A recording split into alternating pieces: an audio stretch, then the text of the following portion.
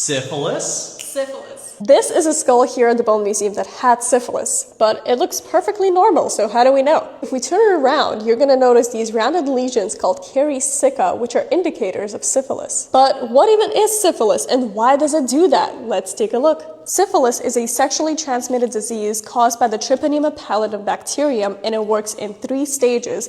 And what we are seeing here is the 3rd or the last stage of syphilis. Now here's what you need to know. Because we are here at the Bone Museum, we're only going to focus on the last stage called tertiary syphilis, as it primarily affects bone. When syphilis gets down into the bone, it does either one of 2 things. It either inflames the bone or it destroys the bone, causing necrosis. What you're seeing here is called Kari sicca, which is that necrotic destruction of the bone, mainly observed in the skull. Now, the infection actually moves so slowly that it's giving the body time to heal the bone. So what you're seeing here is this kind of battle between the body and the infection, where the infection destroys the bone, but your body's trying its best to repair it. Now, for the most part, Kari sicca only really affects the outer table or the outside of the skull, and doesn't really touch the inner table or the inside of the skull unless the infection gets bad enough. This is a femur here at the Bone Museum, also with syphilis, but what's going on with it? Here is the inflammation that is caused by the syphilitic infection.